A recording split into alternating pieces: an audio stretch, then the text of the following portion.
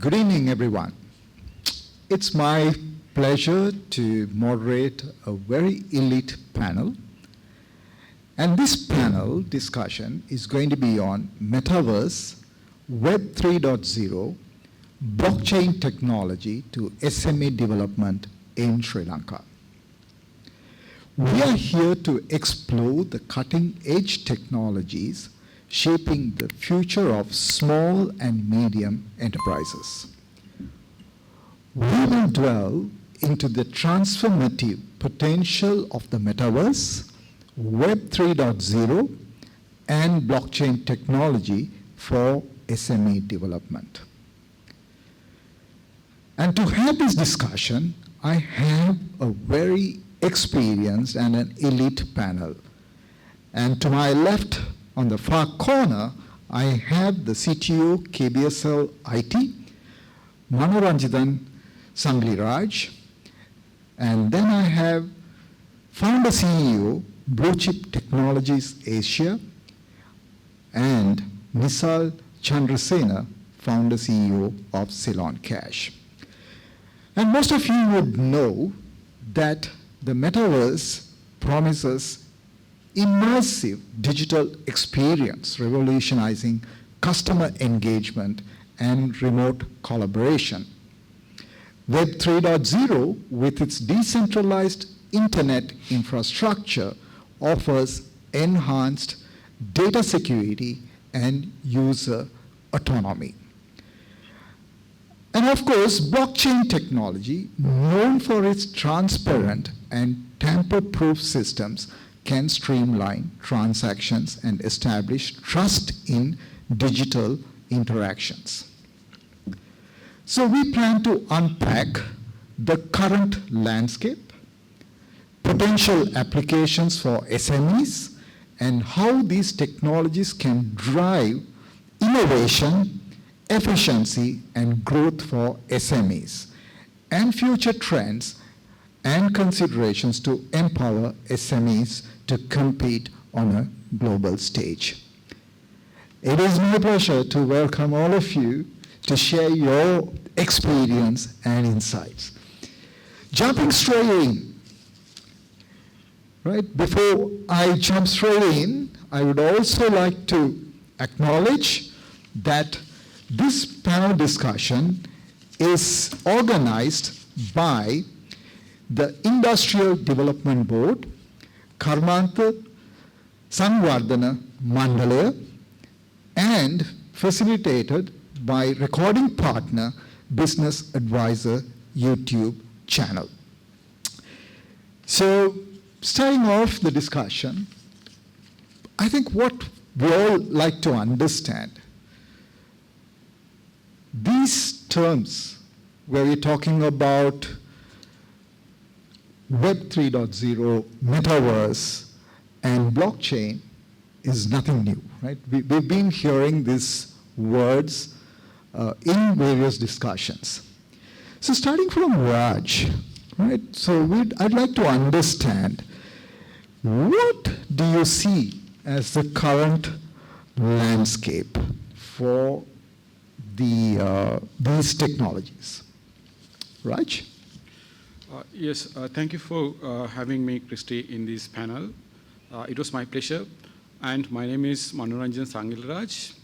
I am representing KBSL Information Technology. I'm the CTO of the organization. And also we have a subsidiary of Coding Legend. Those company, it's mainly on blockchain technologies. So we are supporting in this technology with about 10 engineers right now, and also around 30 people working around the globe supporting our organization. And also we are having around 15 interns so supporting on this technology to taking up to the next level. So thank you for that question, Christy. So I'll explain how I see the landscape of these modern technologies, the blockchain and the Web 3.0 and the Metaverse. So when it comes to Sri Lankan context, the SMEs mainly the focus of the subject it's about the SMEs. So I would say still it's in very early stage of adoptions. Only certain organizations are taking a part of the technology and doing an isolatedly experiment or taking into the business on certain portion. They are yet to understand the full context or the full potential of the whole three domains.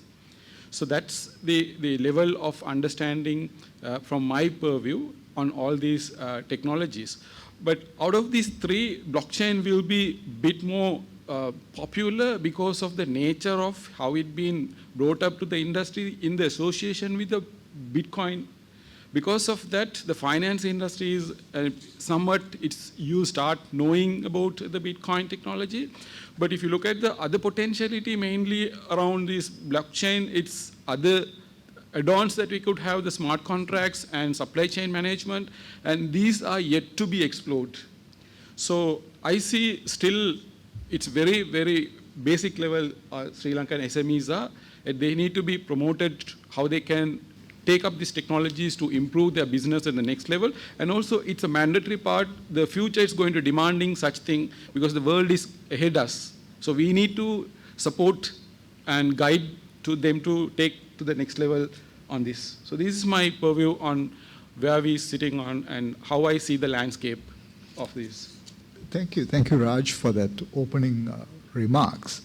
So moving on to you, how do you see the landscape?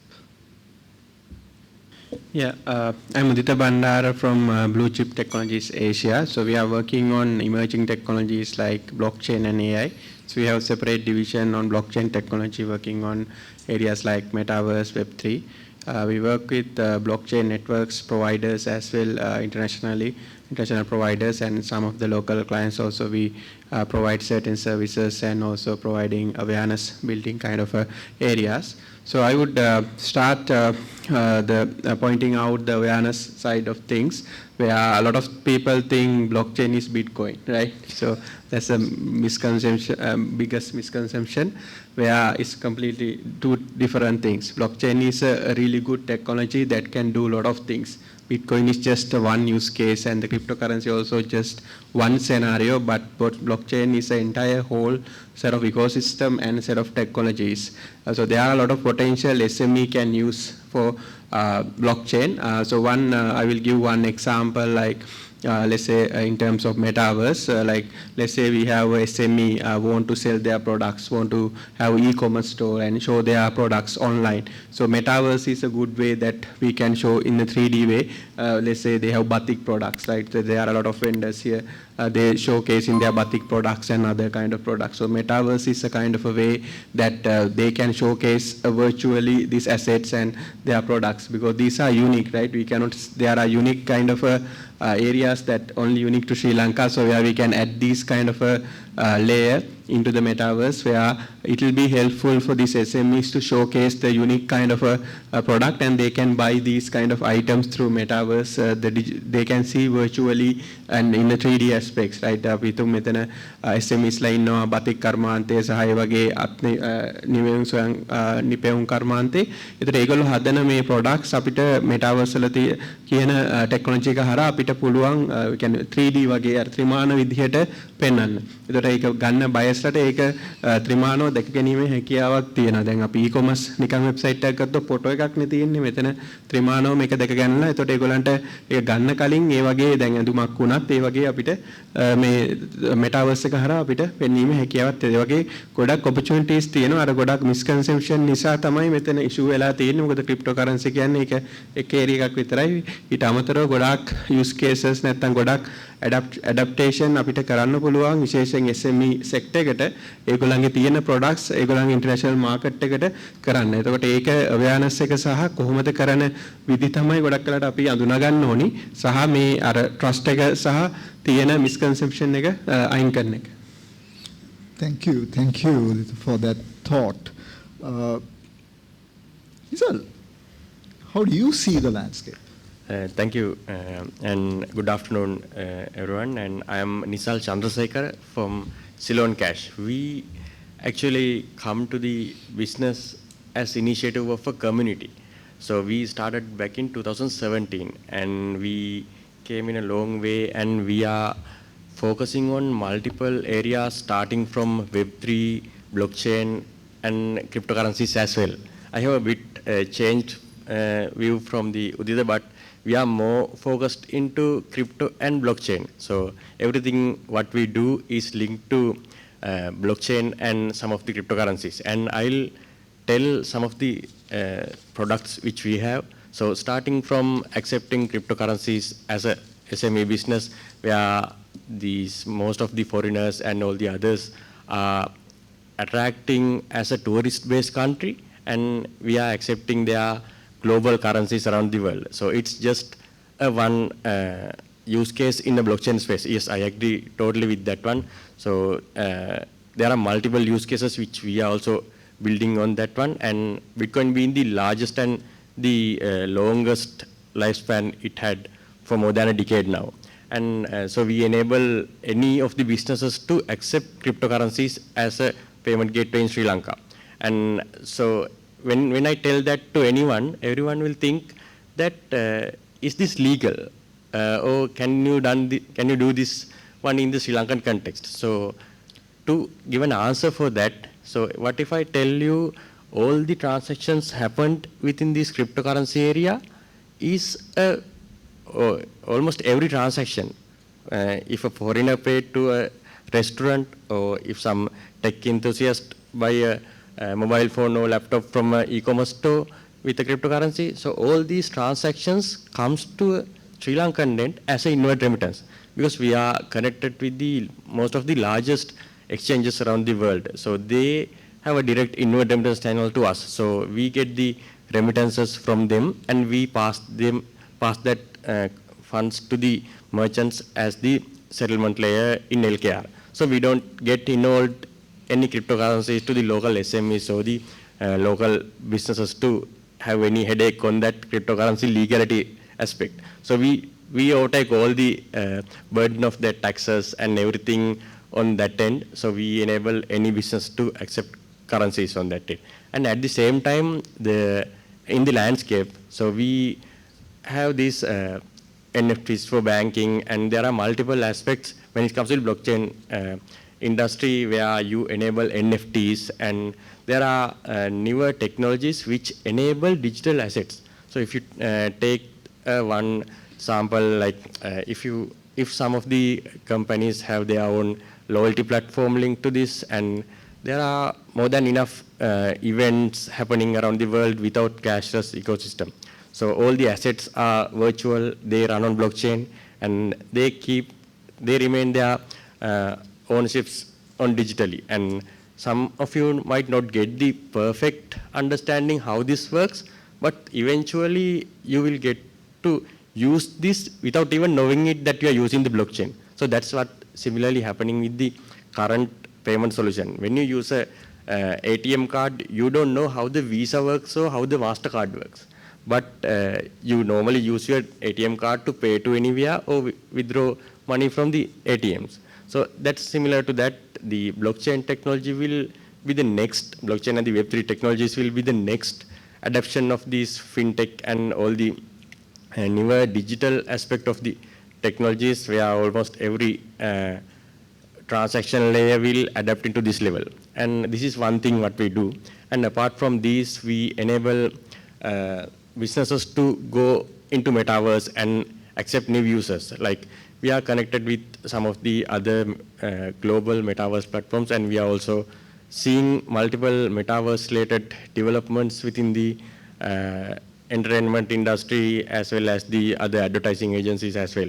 Like they are getting into this level because everyone wants to grab a piece of pie there. And like before 5 years, looking back before 5 years, there were no one using social media as a special channel to pass the message to their audience or the customers. But metaverse will be the next social media level where you can reach your customers, because the younger generation, I might be the youngest one in this panel as well, so almost everyone in the younger generation will lead to these metaverses and VR experiences, XR experiences, where they can experience that within their ecosystems. They use their own devices and everything on their end. So those are the few things which we do.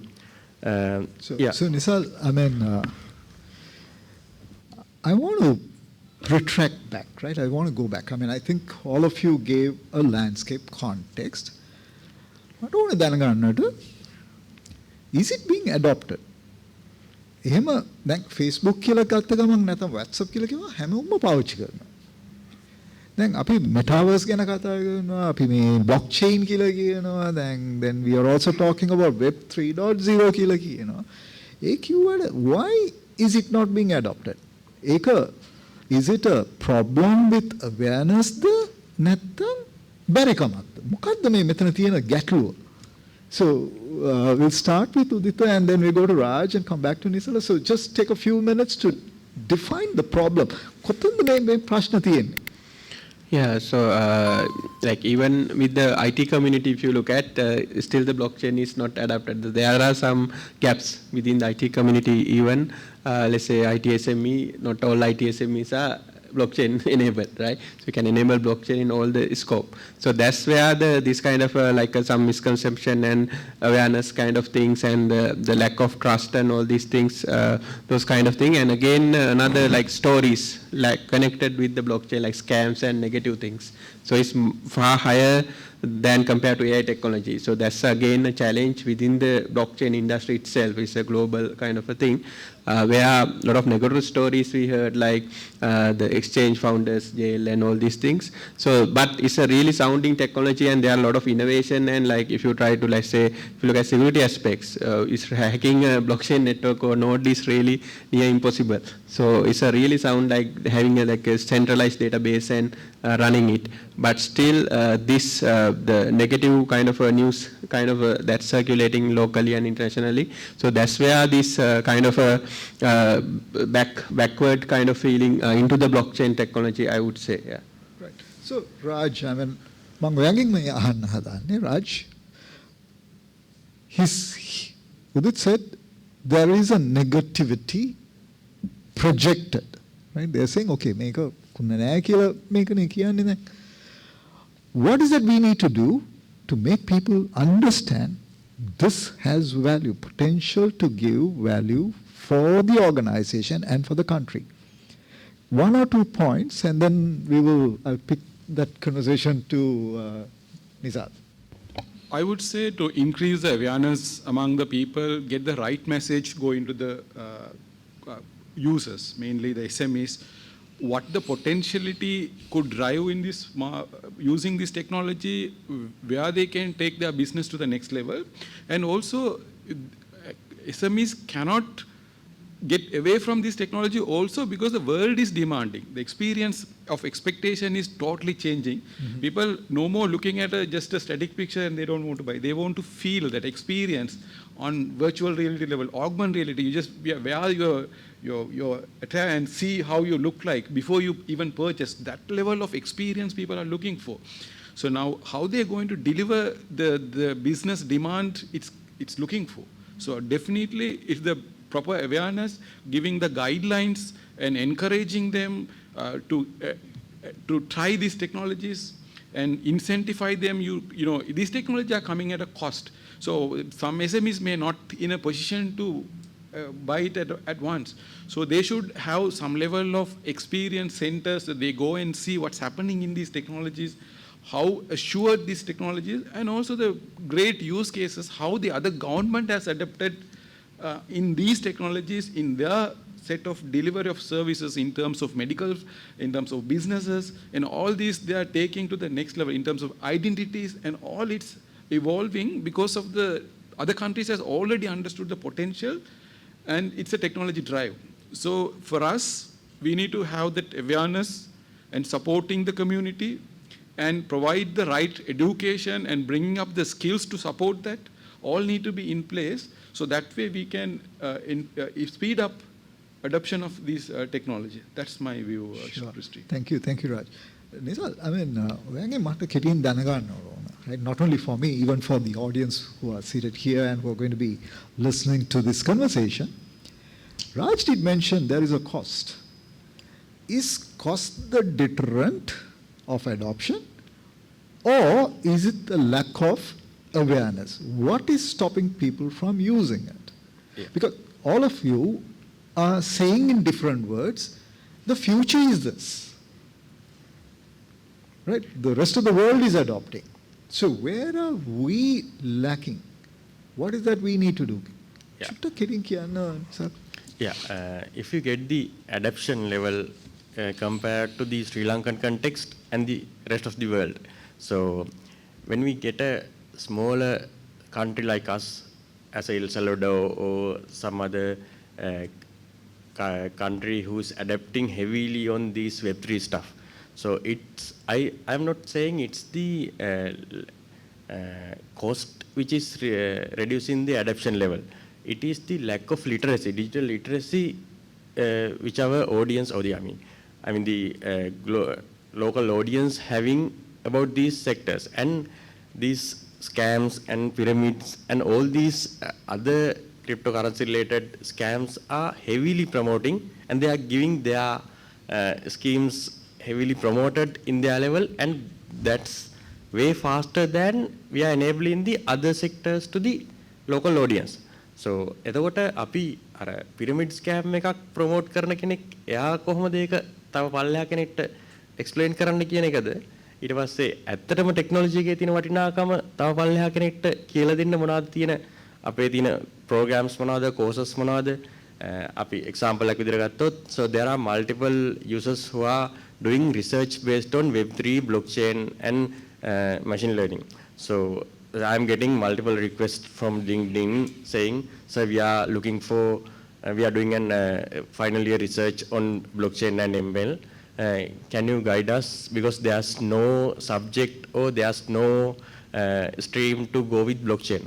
But we see these, all the other platforms around the world. Apple is adopting VR, Tesla is adopting cryptocurrencies, and even the major banks like HSBC have a branch in metaverse.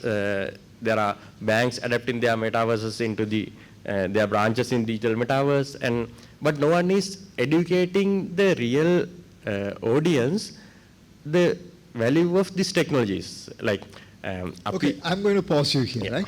You said nobody is creating awareness or educating the users.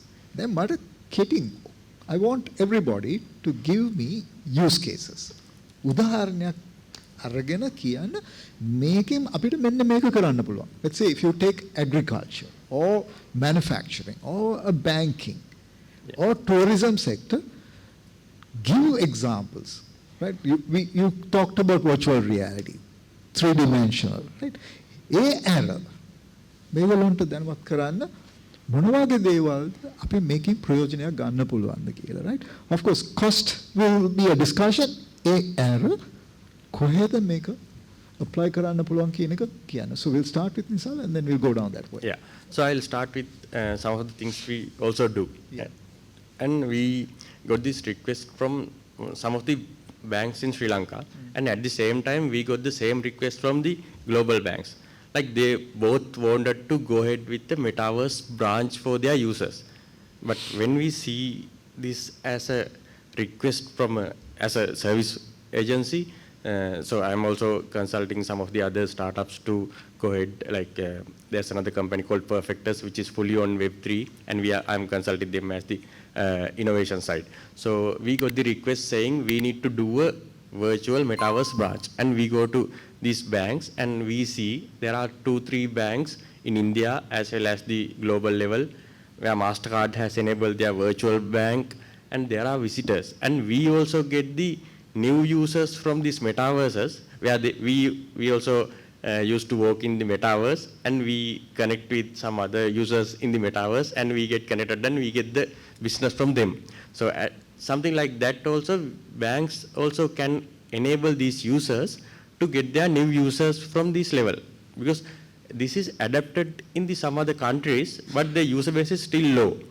I agree with that. But if you take the Apple's new Vision Pro device, is adapting to the newer technologies. Like it is a very high-end device, which is nothing we can affordable to some SME level one in Sri Lanka. But if you think about the metaverse only with that VR headset, that is not the metaverse. Metaverse is the experience, which is a virtual experience, which can be achieved from your phone, laptop, or the VR headset. All the devices have different experiences on their end. එතකොට අපි මේ experience එක local end එකට ගියාම ඒකේ adaptation curve එකට යන time of the getting the business completed and enabling this technology and passing it out is bit harder than the global level. But if we go to other country and enabling a metaverse for them is just few weeks away, because there are already existing platforms who are enabling these platforms. We just need to customize it and give it to their customers. So that's one use case. And when you get the tourism level, so මම කලින් කිව්වා වගේම El Salvador කියන්නේත් අපි වගේම tourist based country එකක්. So El Salvador is the first country to enable a Bitcoin legal tender in the world. So ඒ රටේ තියෙනවා USD, El Salvador dollar සහ Bitcoin legal tenders විදිහට. රාජ්‍ය සංචිතයේ Bitcoin තියෙනවා ඒගොල්ලන්ගේ currency එකක් විදිහට. එතකොට El Salvador has enabled. So it's the president Nayib Bukele enabled this Web3 and the Bitcoin investments to their country. They are also South American country, but running mostly on the tourism. එතකොට ඒගොල්ලන්ගේ තිබ්බ main source එකක් තමයි they had this volcano power to create these Bitcoin mines. So what they did was they created Bitcoin bonds to the government, where any of the foreign investor who comes to the El Salvador and invest some Bitcoins in their treasury will get a PR and the Bitcoin volcano mining bond to them with the residency. So that's how they attract the new investors to achieve this level. And what El Salvador did with the Bitcoin adoption is they initiated one government wallet to every other user in the country, and they freely gave this free Bitcoin airdrop, $30 airdrop to every user in the country. So that's how they enable the foreign investments to come to their small country, even though that is not a big country, and they had huge fights with this war, and all the focus is only for the tourism because it's a small country. Everyone is abroad, like our brain drain is also same like that one. It's also similar, but the tourism was the one. And that's where we enable this Bitcoin deeper. So you might be hearing this at the first time, but we have this small initiative called Bitcoin Deeper. El Salvador has the Bitcoin Beach, and we have Bitcoin Deeper in Sri Lanka. So we are enabling the small and medium enterprises to enable Bitcoin acceptance to the tourism sector, where they can encourage the small medium businesses without any cost to accept these levels. Like අපි කිව්වා වගේම අර cost එකක් යනවා කියලා මේක enable කරන්න අපි ඒක overtake කරලා තියෙනවා මේක without a cost. How you adapt this to one? So those are the main two experience which I have for this one. Examples so then we can understand where the application is, right? So Nisal gave a couple of examples. I want more applications, right? So we can understand. So me examples කියද්දි මගේ හිතේ තිබුණා තියෙනවා why is it not taking place? Why is it not happening? Yeah, so I will start with another kind of a use case. It's one of the project we know in as well. So in terms of supply chain, so how we can track the entire process of the supply chain in the process of raw materials to the final destination, right? So there are a lot of stakeholders involved in the process, right? When you export a good quality product. So then there's a traceability component in the supply chain where they want to track the quality and the manufacture, what's the kind of a material they use, especially with large organization, they have to have this transparency, what the goods they are using, especially if it is a food product, that's really high because there was some scandal on horse meat and things like that in terms of, beef or other kind of meats. So that's where the supply chain transparency, where blockchain can address, because once you write some details in a blockchain, you cannot delete it. It's permanently recorded. Even if you made the change, that there is edited by this person in this day. So the supply chain need this transparency. දැන් ඔයගොල්ලෝ මොකක් හරි product export කරනවා නම් හරි ලංකාවේ ඇතුලේ වුණත් ඒක පටන් ගන්න තැන ඉඳන් අන්තිමට වෙනකන් ගොඩාක් කට්ටිය අතර ඒක යනවා. එතකොට වෙන්ඩර්ස්ලා කීප දෙනෙක් අතර යනවා. අපිට දැනගන්න පුළුවන් අපි තුම අපි කන බිස්කට් එක හරි අපි කන මොකක් හරි ෆයිනල් ප්‍රොඩක්ට් එකේ මොනවද තියෙන ඉන්ග්‍රීඩියන්ට්ස් කවුද මේක නිෂ්පාදනය කරේ කොයි වෙලාවෙද කොතනද ඒ ඔක්කොම ට්‍රේස් කරන්න පුළුවන් පබ්ලික් එකටත් ඒ යම් කිසි ඉන්ෆර්මේෂන්ස් ටිකක් බලා ගන්න පුළුවන්. එතකොට අපි දන්නවා මෙයාගේ මෙතන තිබ්බ ෆාම් එකෙන් තමයි මේ ඉන්ග්‍රීඩියන්ට්ස් ටික අරන් තියෙන්නේ. දැන් අපිට එහෙම බලන්න විදියක් නැහැ. ඒක කම්පැනිටවත් බලන්න බෑ. මොකද අපි දැන් ඒගොල්ලොත් දන්නේ නැහැ කොහෙන්ද ගත්තේ කොහොමද කියලා. ඒතර ඒක ගොඩක් ඉන්ටර්නැෂනල් ස්ටෑන්ඩඩ්ස් වලදී ඒක වැලිඩේට් කරනවා මේ sauces. So supply chain transparency ඒ සයිඩ් එකට ගොඩක් blockchain අපිට apply කරන්න පුළුවන්. ඒතකොට ඒකේ blockchain එකේ අපි මොකක් හරි record එකක් දැම්මොත් ඒක හැමෝටම access කරන්න පුළුවන් සහ ඒක කාටවත් delete කරන්න බෑ. ඒක edit කරන්න තියෙන්නේ මේක වෙනස් කරා. ඒතර ඒකත් පේනවා. ඒතර ඒ වගේ ඒක ගොඩක් ලොකු use case එකක් supply chain side එකේ. ඒක අපේ SMEs ලට ඒගොල්ලෝ අපි තුමු US වගේ export කරනවා නම් ඒ වගේ රටවල මේ ඒව ගොඩක් consider කරනවා. ඒතර ඒගොල්ලෝ මේ වගේ solutions adapt කරලා තියෙනවා නම් ඒගොල්ලන්ට කෙලින්ම ඒගොල්ලන්ගේ ප්‍රොඩක්ට් එකේ අප්‍රූවල්ස් ගන්න ගොඩක් ලේසි වෙනවා. මොකද ඒකේ කෙලින්ම අපිට ට්‍රැක් කරන්න පුළුවන් මේ ෆාම් එකේ මේ කන්ඩිෂන් යටතේ හදපු මේ raw materials වලින් තමයි මේ ෆයිනල් ප්‍රොඩක්ට් එක ගිහිල්ලා තියෙන්නේ කියලා. Oh, that's a very good example, right? Where do you see, right? I'm going to stay with you before I go to Raj, right? Where do you see that we can have a quick success if we were to implement blockchain today? If let's say you are given a mandate, of course cost is a concern. If you were to do a low-cost deployment, which industry, what will you do? Yeah, so I would say industries like the oriented toward the export sector and the food kind of industries, because there are a lot of certifications and the things they have to complete in order to get this. Okay. So blockchain will be an enabler to get those certification, ISO and other certification, because there are certain mandates within that they have to pass. So blockchain is a kind of a way that to verify all these information. So let's say you are exporting, or when you are, even in Sri Lanka, there are certain guidelines and things like that for if you are starting a food product. Given that there are certain guidelines. So when you have this ecosystem, or when you have this kind of enabler, then we can see this. I'm getting this from this farm, right? From this vendor. This is my input, and this is how it is made in the process. So you can see everything. So that is a kind of, otherwise what's the manual process is some person comes in, like see these things, and even it come to internationally, there are a lot of headache, right? A lot of time. So that's where kind of area where a lot of food products, even coconut products are export into cinnamon and all these products. So that is where we can adapt a blockchain, because it's bringing a lot of foreign currency into Sri Lanka as well. So where we can easily connect with these SMEs and show the potential. So cinnamon, coconut ගත්තොත් ඒක මෙතන තියෙන මේ region එකේ මේ නගරේ මේ වෙන්ඩගේ මේ ගහින් ගත්ත එකක් කියලා අපිට trace කරන්න පුළුවන්. blockchain එක හරහා. දැන් එහෙම කරන්න බෑනේ. අපි දන්නේ ප්‍රමඩ පිටටින් ගෙනල්ලා මේ export කරන. ඒ exact traceability can be possible. What was going through my mind is when you were talking about these examples, especially procuring raw materials or finished products or produce. Last year, one of the major initiatives which were initiated by the President's office is food security. Right? So to understand what kind of crops or what kind of food is produced across the island, maybe fruits, maybe vegetables. Right? It could be one single tree in a house.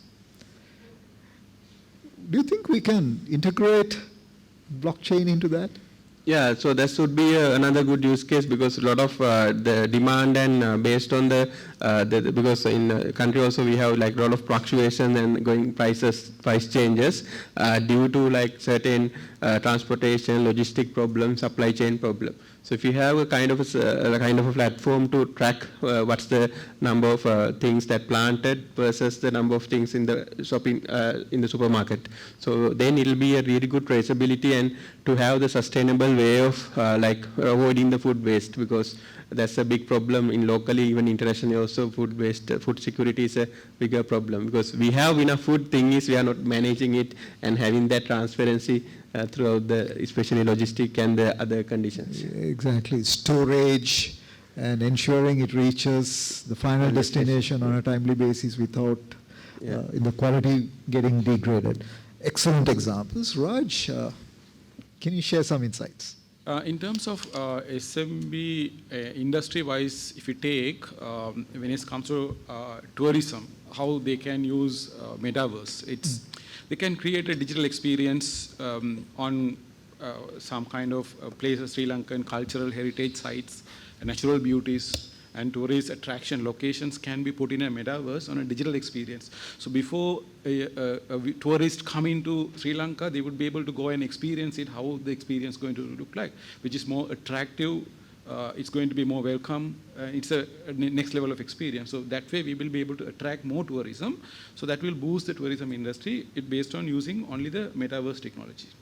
The second one, also we can host virtual events. So we have a lot of cultural functions, actually the festivals with us. So it's also another point to, especially our SL Pereira and all these things can be put on a metaverse kind of experience, and it can be showcased across the globe, which is going to be more attractive to the tourism.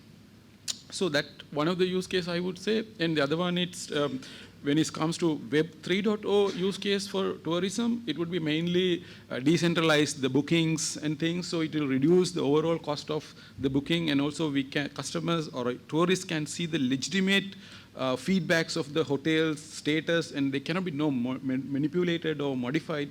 So it gives a high level of experience. The true experience is they're looking for.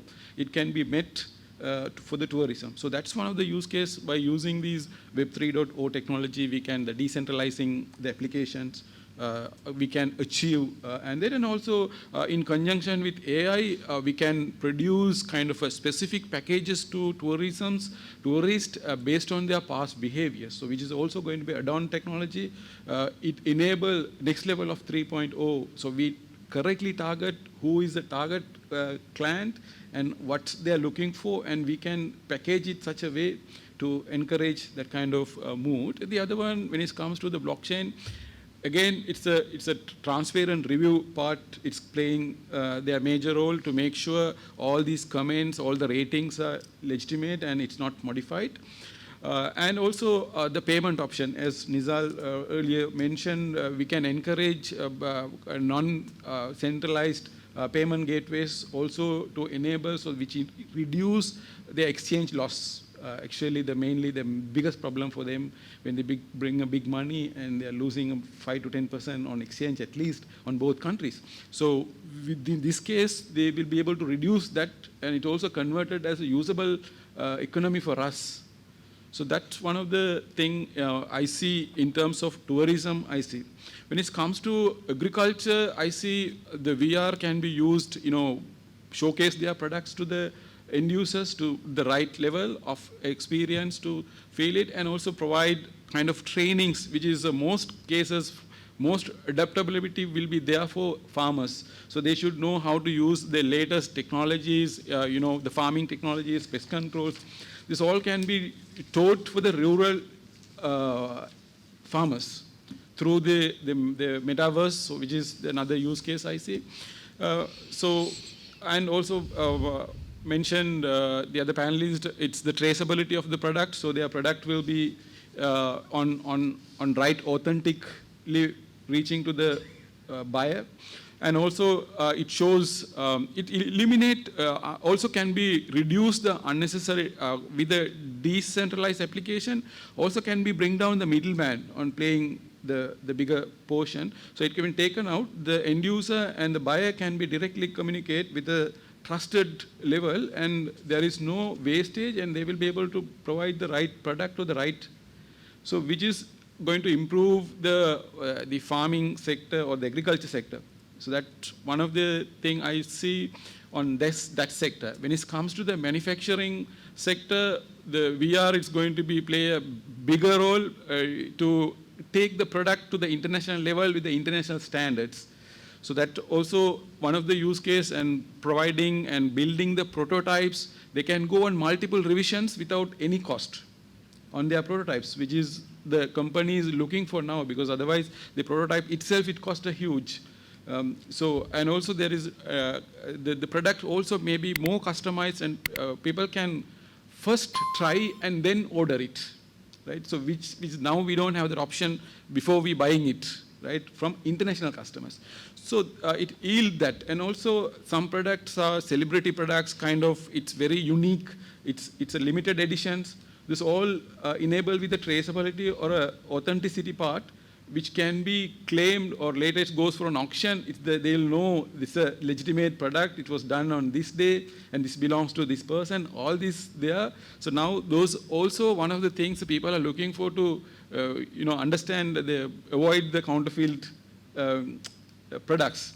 So that's one of the use case can be used for the manufacturers, and also they can potentially showcase their entire facilities, what they are bringing to the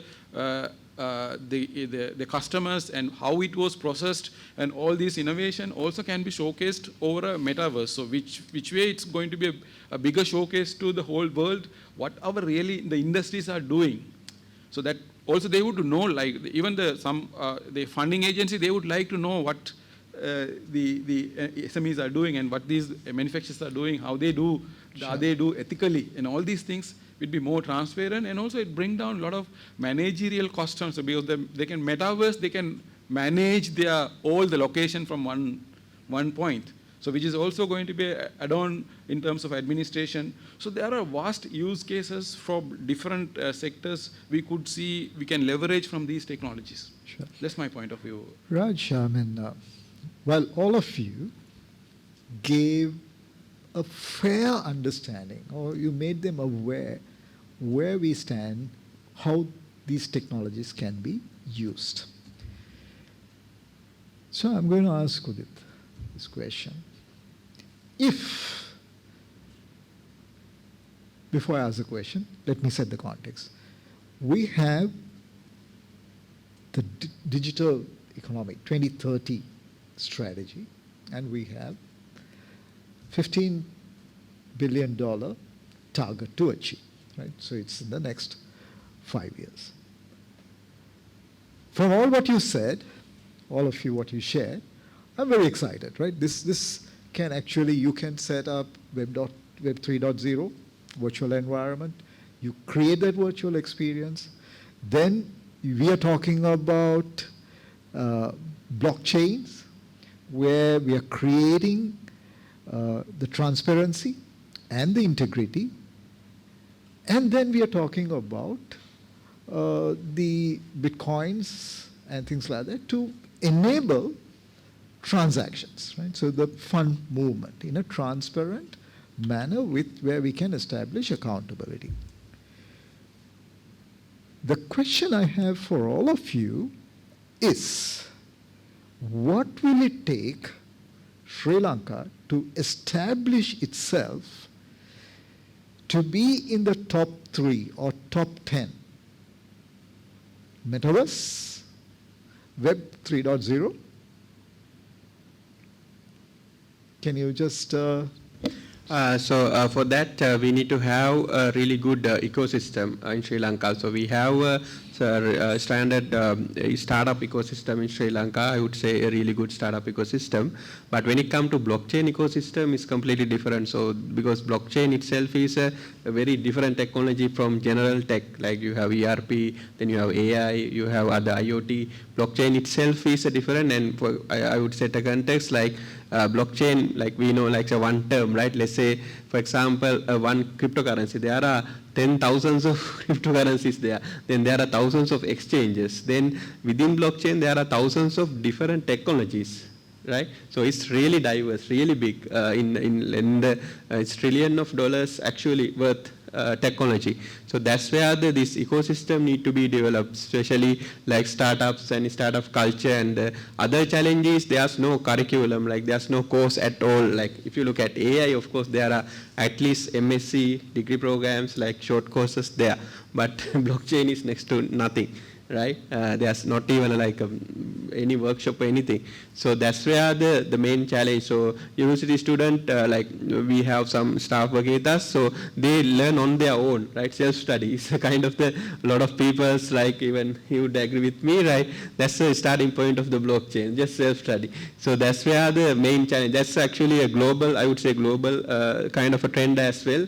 Internationally also, there's not much of degree programs, so courses. Of course, there are institutes doing that, but not like into level of other technologies, right? So that's where the kind of awareness we need to build. Because even within the tech community, blockchain is a kind of another kind of avenue, but there's no official kind of a program to set on that in the awareness. Like even university, there's no module or nothing like that. Maybe they would have one session or just 1 hour in the entire 4 years of program. So that's where we need to enable the startup ecosystem and enabling blockchain company. Because if you look at blockchain companies, there are really good use cases. Even in Sri Lanka, there are companies bring millions of dollars of investment versus to other normal startup company, if you are compared to SaaS product, right? Because blockchain have that potential. There are investors also, blockchain investors. So they looking for only Web3 and those kind of companies, not other companies. So we can tap into that kind of ecosystem and the market. Again, that target of 15 billion will be nothing if you have just kind of 10, 20 companies with blockchain. So that's kind of in Singapore and Dubai, they have that model. So they build separate ecosystem into blockchain kind of ecosystem, like they have conferences and everything targeted into that. And also they partner with global organizations, right? So there are consensus and other kind of global organization have this blockchain partnerships. Like in Sri Lanka, we have like Microsoft, Dell, and likewise, there are blockchain tech companies, global giants. Sure. So they partner with these giants. So in Sri Lanka, according to my recollection, there's no any blockchain global partner in Sri Lanka. So that's where the partnerships can be built. So they also help to bring their knowledge, ecosystem, and things like that. So one of the things which you're saying is we need to establish partnerships to become in the top 10 and be a development hub. Yeah, right? Exactly. So I'm just going to ask Raj, what's your take? Yeah, there are a lot of works need to be done to take this technology to a mature level. One is, as mentioned, we need to have the right infrastructure in place first, because when it comes to digital 3D and VR experience, the connectivity is one of the key points. So we need to make sure that the connectivity, because we are talking about the SME, so it's going to be more rural kind of connect. So we are not still fully up to that mark on the connectivity which is requiring for. And also how we are going to bring the ecosystem in, because we were not able to work with the public blockchain on certain requirements. So how we are going to build the infrastructure? So how the government need to have some initiatives to bring some kind of grants or the SMEs to try this, because for them it's a new investment. So they may not in a position to adapt, because the regulation was not set clearly from the government how these things going to be.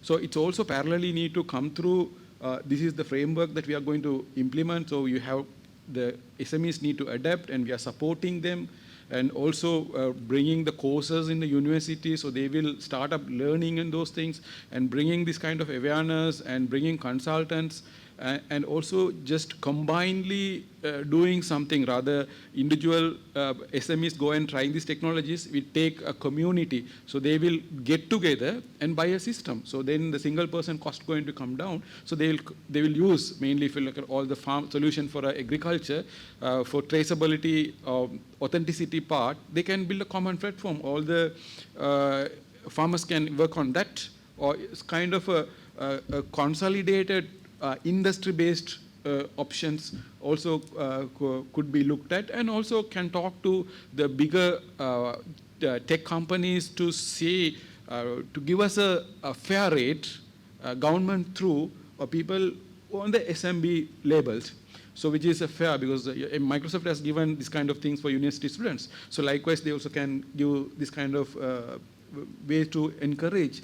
And also the untapped area, there are open source communities, which is a zero license cost things, its potential, but needed to develop the community who can support the open source part.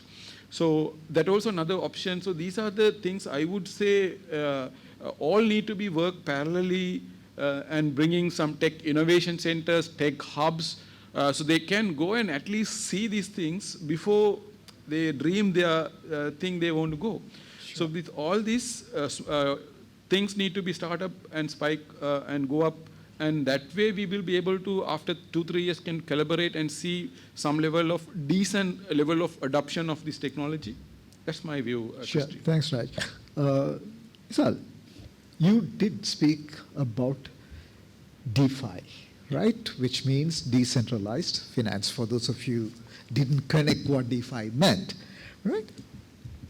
How can you make it mainstream in Sri Lanka? Yes, I'll give a sample how it works and how it can be enabled in the Sri Lankan context. Yeah. So we have this use case in Brazil where this enabled for the farmers. So in decentralized finance, as Udit also mentioned, there's a huge sums of money liquid in this market. Web3 and the DeFi sector is a huge market where the funds are running around 2 trillion market valuation at the moment. Sri Lanka? So, not at the global scale. Okay. So $2 trillion at the moment. Right. So from that, attracting some TVL from that end to some of the real life aspects. Like if you get the farming, so in Brazil, there are farmer loans which extend up to 20 to 30% loan rate on their end. But there's one company which we are also partnered with, and we got connected with them and serving these SME level businesses to get the mortgages for their agriculture businesses. And these liquidity providers, I would say, in DeFi, there are users who provide the liquidity, not like a central authority. Anyone can provide liquidity to who are the lenders, who are the borrowers who needs funds. So they lend their money at a lower rate where they can beat the government rate. Even the government rates, these goes up to 20-30%, and they just need more than 10% would be enough for their existing earnings. So what they do with this one is they have enabled a peer-to-peer lending mechanism with the blockchain ecosystem and the smart contracts. So you get the funds back with your security as well. You get the loans based on the virtual assets you hold, and you can tokenize the existing assets ownerships based on that one.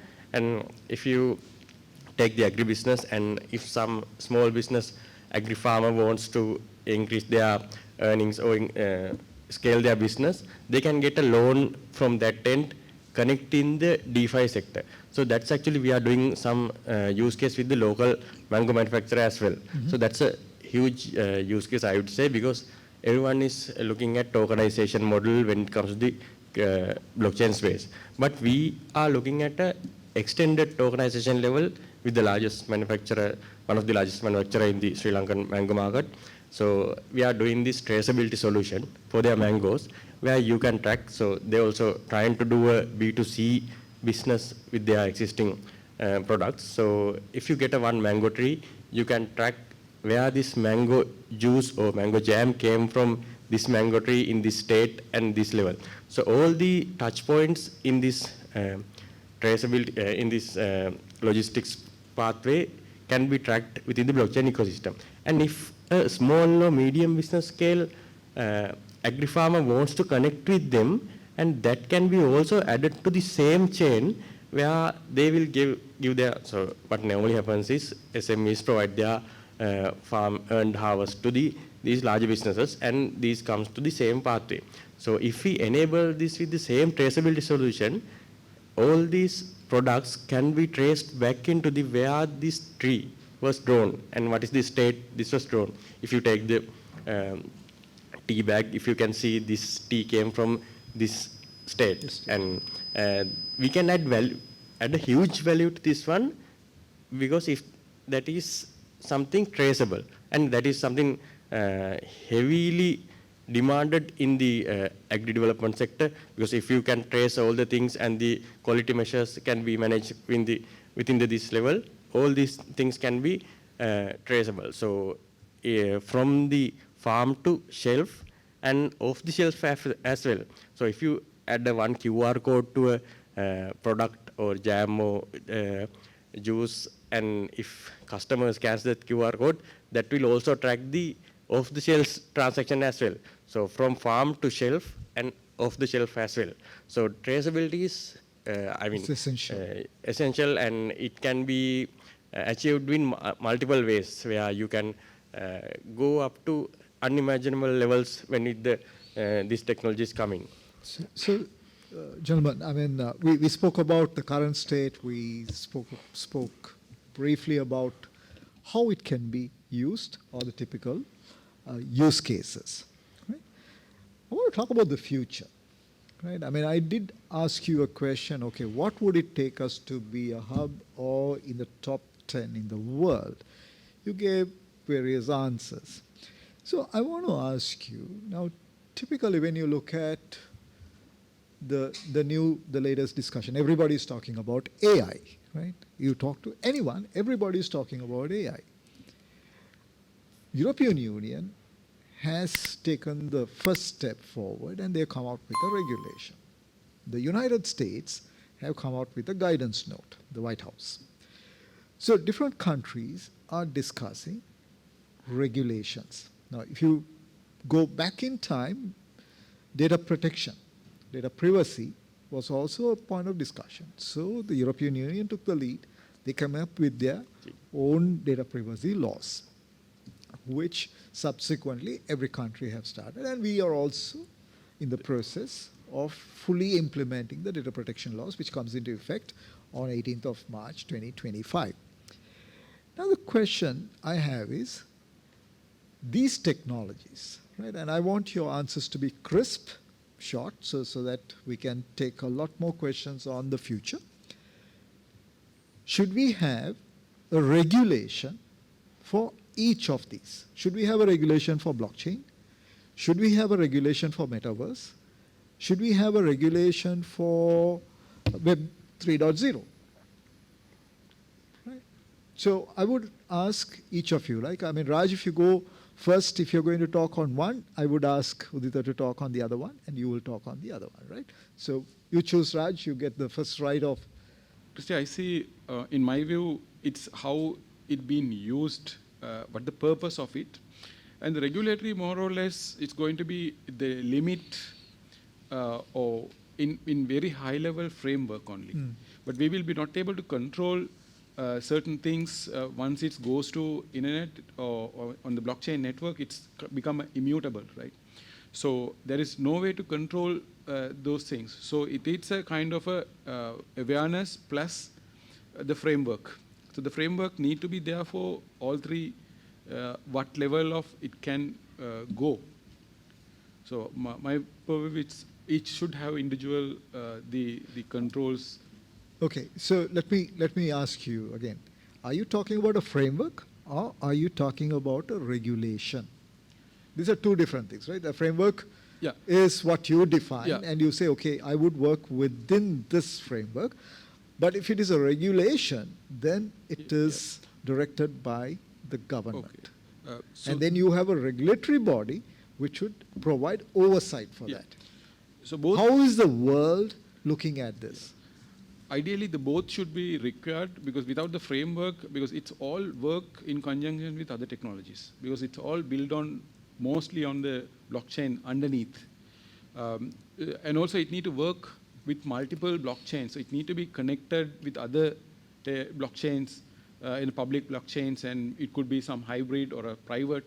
So there are a lot of boundaries there. So there need to be a framework how it all need to be connected such a way that also need to be evaluated framework.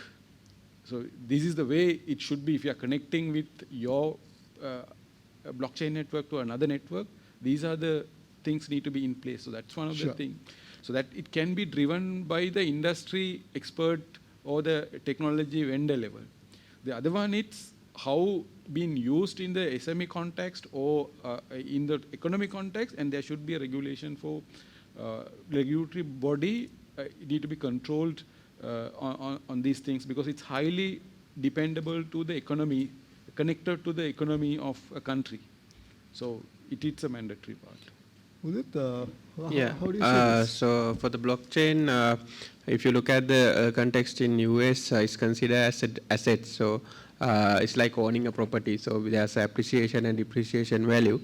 So based on that, it's considered as in purpose of taxes and in purpose of getting the value, because end of the year you do the tax returns, and then there's a certain money when you are sending it in other countries, and also there are other regulations when you are having exchange. You cannot take customers' money, so there are again issues on that. So it's at the moment due to the pricing nature, because one day you see 20K, then next day 60K. There's no way to fix the price. So that's where it's considered as asset, where if you say appreciation value, then you have to pay taxes. If it's depreciation, you don't pay the taxes. There's nothing in that. So that's a kind of a way that in terms of pricing regulations, I would say, the world looks at it at the moment. In terms of technology perspective, in terms of data protection, all these things, blockchain actually provide a lot of security context. So actually it's by far more secure than a standalone centralized system. So more than, let's say, context of GDPR and others, is more secure blockchain network apart from a couple of use cases. So that's where there's no specific framework created, blockchain guidelines like secure framework on that, like similar to GDPR. But in terms of regulation on costing or pricing, there's asset-based calculations are there. So if you gain a certain value by having a certain cryptocurrency or certain NFTs, then you have to pay on the increase of that valuation of that particular asset, digital asset.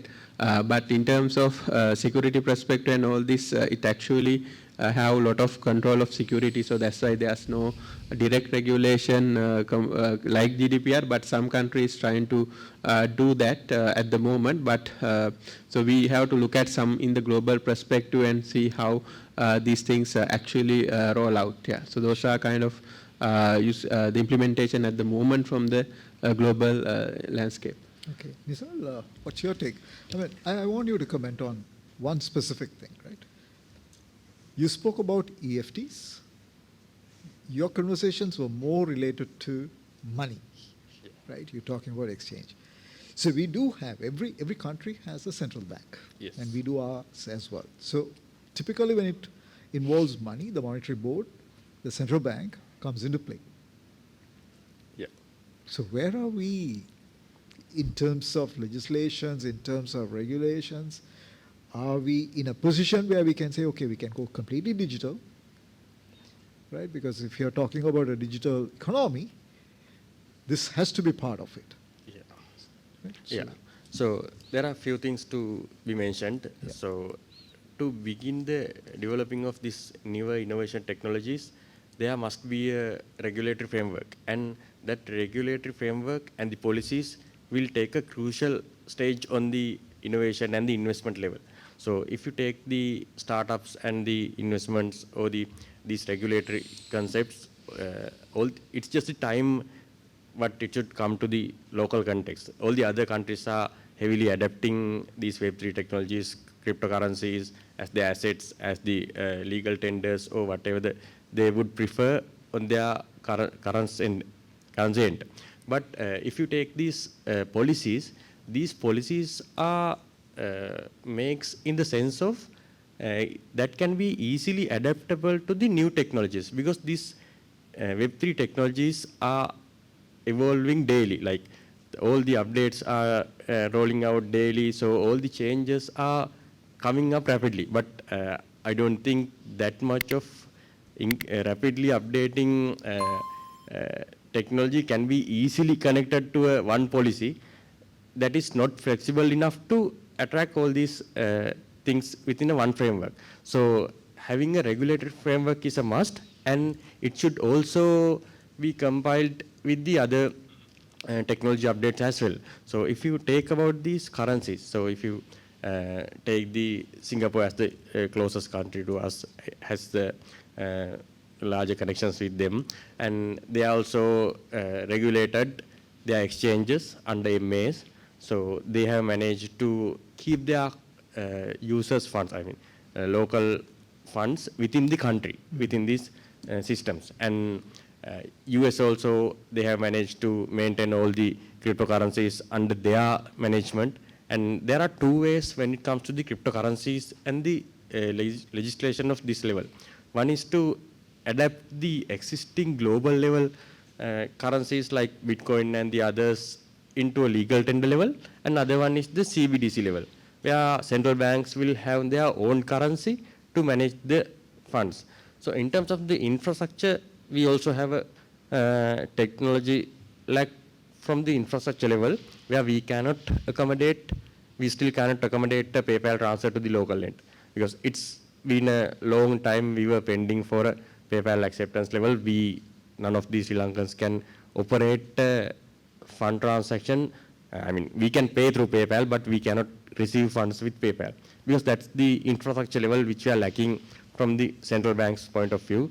But there's a huge way. At the same time, there needs to be a digital literacy on the local user end, and then only people will not caught into the scams and will go in the proper way with the regulatory frameworks.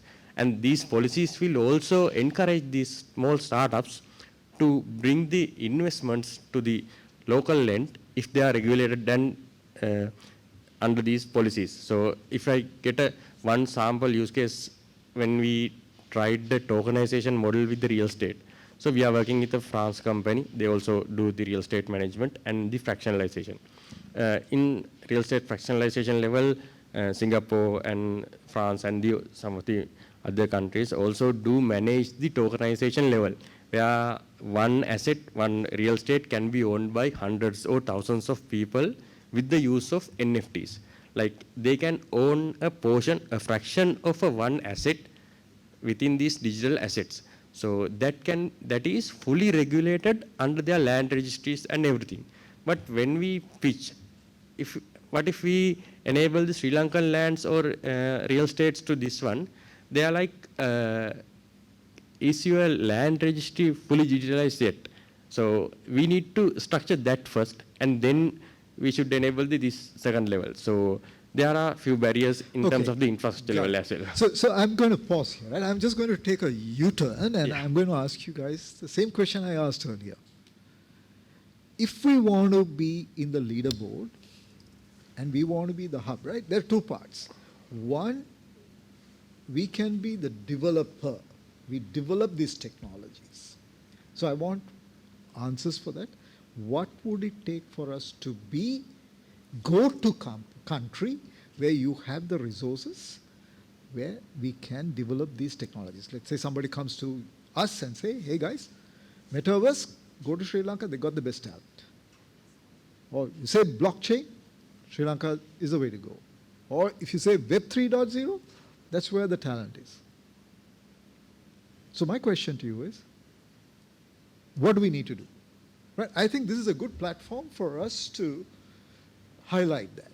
Right? So again, giving credit to the Industrial Development Board for putting this panel together. I think this is a forum where we can make that request if we want to be seen as the hub. Once you answer this question, I'm going to come back, right? We'll start with Udit, Raj, and this one. Keep it short. We're just about time to wrap up the session, so I'd like to have more responses from you guys. Yeah, so in terms of the concept of attracting investment into blockchain, so we need to make it more the investor ready. So in terms of, we discussed that in other investment aspects. So similar to blockchain, there are like certain licenses and certain kind of opportunities that we can provide. So I will give example from both Hong Kong and Singapore, where they give license to run exchange within the country. So then investors come in and run the exchange, but the money is within the country, right? So they are not like scamming or anything. There's a certain rule and certain license involved. So then it's like a kind of a bank, but we can exchange through that license. So these are regulated kind of a license. So then there are investors coming in to actually build these kind of exchanges, and then we need developers. So then there comes the skill part, where we need to also have the skill development approach. So we cannot find any courses on NVQ levels or diploma levels or degree levels on blockchain. So that is again a challenge. So most of the blockchain I mentioned, like there are traditional software developers by the day, and in the night self-study and try to become, and then of course they get by expert and from the practice. But if you have a certain at least short courses and kind of programs, so that will really help to build the workforce into blockchain, because world also need this skill set. Even in the world there's a huge demand. So if, in Sri Lanka also in tech sector we have a challenge in SC. So there are a lot of opportunity, less opportunity for SC at the moment. It's a global trend. But if you can convert this SC into blockchain developers, then there's a huge payment. So some blockchain developers can get really high figure amount of salary just becoming a developer, right? So that is where I think the kind of advancement. Yeah. Right. So I'm just going to come to you, Raj. I'm going to change the question to you, right? Udit mentioned, and you also briefly mentioned, on the education sector. Right? I mean, today we do not have courses, even at NVQ level, right? One or two things. What is that? Where do we start? Because we can keep on saying, right? We can go from panel to panel, meeting to meeting, and we can keep pointing fingers saying, that is not there, this is not there. What is that as an industry body we need to do to get this started? Raj? Yes, thanks, Christy, for that question. So I see the two sides. I think, as this panelist mentioned, the creating the workforce, that it's need to be done in a strategically, because now the information, it's widely available. There are consultants, they already reached a certain level on these technologies, and there are enough of resources to be found internet and other universities across the world. So we need to make it available on an affordable basis for our SMEs to start explore it. That one way. The second way, it's add these educations in their curriculums on the after at the beginning of the universities. They should be able to study and see the careers career on these domains. So we need to build that structure, so that way people get interested to come into this. So we need to increase the number of people and supporting resources and building the community bigger, which way that we can portray. And because when the community is bigger, there is high likely to come up with new ideas, kind of out of the box ideas going to come, a different thought process, because this also new to not only us, there are a lot of people new to this. So where we can leverage it, we go first and create a different innovative ideas. So that ideas, it's going to be provoking other people to recognize Sri Lanka has a potential to support this ecosystem. And also the government also need to take some initiative to build an ecosystem connecting all these points. How we attract the investors, how we supporting the business to adapt, how they support the resources to level up there. So all need to be come together to see a showcase, a wider showcase to the global. We are heading, or we are up to the mark. Sure. So all need to work together to get into that. Okay. So Nisad, I mean, just following from Raj, he's talking about collaboration. Yeah. Right. You guys have been in the industry for a while, right? And you interacted with various countries across the globe. What is that we need to do to make this collaboration a success, right? So I'm talking about the government on one side, because it's easy to say government has to do it.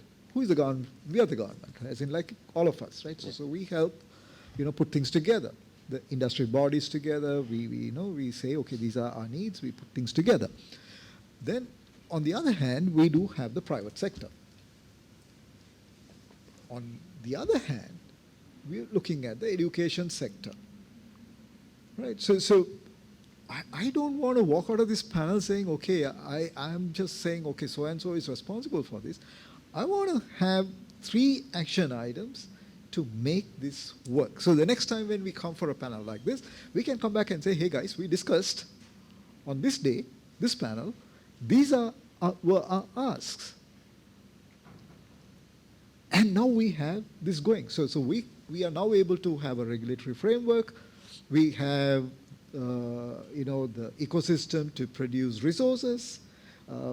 We can have the necessary investments coming in because we have the legal structure in place. What's your view? Where do you think we can actually have quick success, and where do you think we need to really work hard? Yeah, in terms of the collaboration, I would say we need to collaborate all the governments, private sectors, as well as the educations.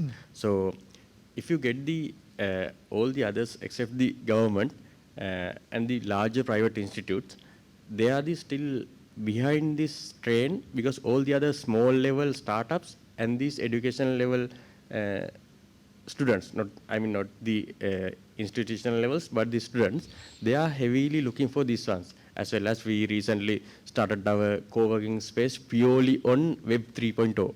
So if you search for the Sri Lanka's Web 3 co-working space, you can come in there and stay 1 month free period for the startups. So anyone can join their forces with collectively with the others' experience and as well as the connections to the innovations. So the others are already there, but enabling policies and the regulatory framework, or recognizing them as the things where you can enable this to a level where these are recognized in the government levels. So those will be the initiatives should be taken from the governments and the larger institutes, where they can adapt to, they can recognize these levels and they can give recognitions to these industries. Like, you don't see any certifications or any award ceremonies related to Web3 or the blockchain space. But these startups are, I personally known about 10 to 15 startups working with us together for the C-Cube co-working space for FinTech and Web3. So all these startups are well connected with the communities, and we live in a different side of the world. Like, we are in a tech world and we don't really care about the enterprise level things what we do. So if there's a recognition that can be achieved to these startups, and these can be collectively bring up on a stage and recognize them, so that will be something which credit should be given to them, because they are working to the globe without showing anything to the local context, because that's not ready yet. Right, thank you, Nizal, and thank you, Raj, Udit, and Nizal, for your time and sharing your experience, a wealth of experience, right? And we discussed the current landscape. We also discussed the potential application areas, and we also discussed the future trends. So my take home, these 3 technologies, when we talk about metaverse, Web 3.0, and blockchain, has immense potential. And I would suggest that we collectively, rather than saying government or private sector or somebody else, that we come together and look at potential areas of improvement, or potential areas where we can apply this technology to put Sri Lanka on the global map. While we do that, I also firmly believe that we can also build a proposal and seek assistance from the government, saying these are areas we need facilitation. Sometimes it might be even to collaborate with another country, or with another regulator in another country, or even to bring in the know-how, right? Or even to have universities collaborate so that they can have those courses made available for students in Sri Lanka. So what I'm also hearing from you is there's a huge need, but the supply is limited or very little. So with that thought, on a positive note, we have a lot of potential. So as you rightly said, $15 billion, maybe one initiative can be met, right? And I think this is an area for us to focus. So I call upon all the industry veterans, industry bodies, the IT fraternity to join hands and look at these technologies and probably set up special interest groups to work and help the startups to grow, maybe enhance. And also, I take your point, right? And of course, everybody needs to be recognized. And I think I call upon all the professional bodies, IIC2, ISACA, to recognize these technologies, or the companies which use this technology or innovate using this technology to provide a platform to be recognized in the global stage. So with that note, I would like to thank again the Industrial Development Board, Karmantha Sangwardhana Mandalaya, and the Business Advisor YouTube channel for hosting this panel discussion. So with that note, thank you Raj, Udit, Nisal, and look forward to seeing you in another panel discussion. Have a great evening. Thank you.